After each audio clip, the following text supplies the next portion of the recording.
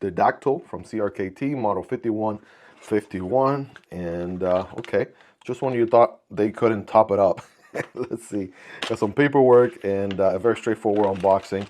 Here is the Daktyl. Oh man, now this is where CRKT is taking the cake because I have not seen knives like this on any other brand. I want to say, you know, there are quirky knives out there. I love Winter Blade Co. and I like when new locks hit the market, people innovate, things like that. But I want to say these knives so far, they are on a whole different level. Holy smoke. So what do we have going on here? A Hitchcock design. Hopefully I'm saying that right. Model 5151.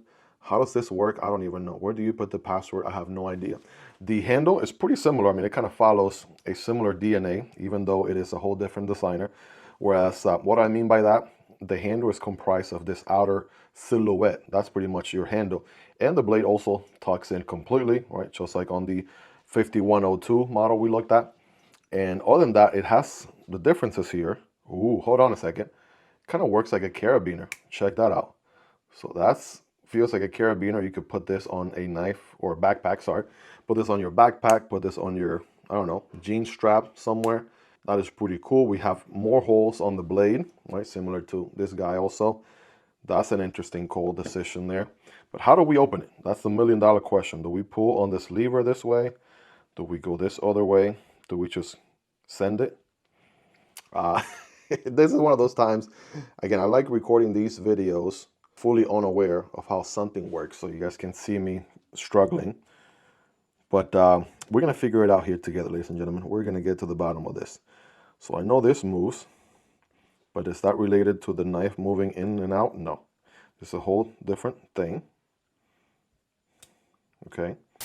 I definitely had to pause the video and go watch a tutorial because I would have probably never guessed how to open this knife. It's kind of one of those cool puzzles, right? I'm sure if I was not trying to record a YouTube video, I really would have enjoyed dedicating maybe however long it was necessary to figure this puzzle out. But it's very simple. You notice all the jimping around this little hoop area right here.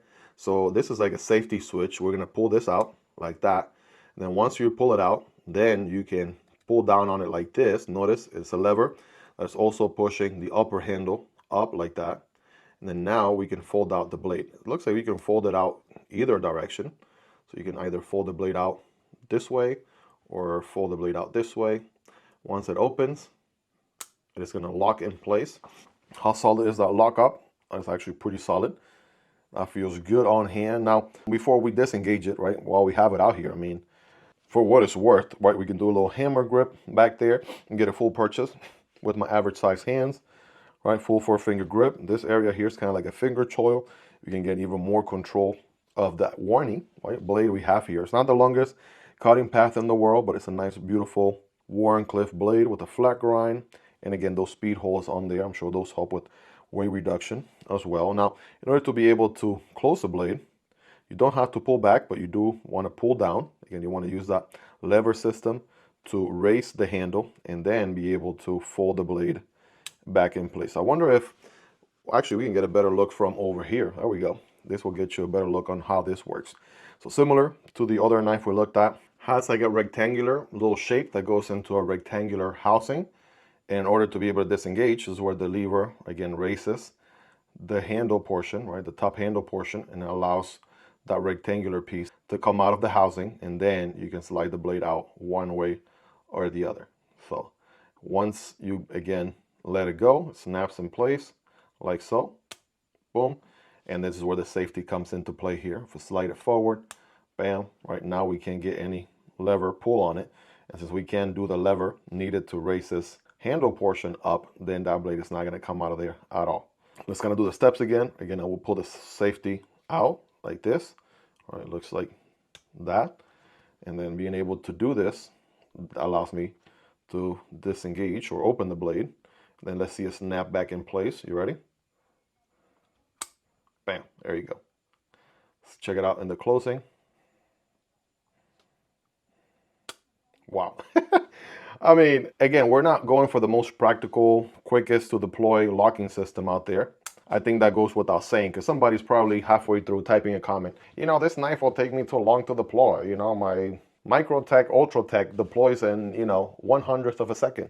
I get it. Trust me, we all get it, right? There's nothing new.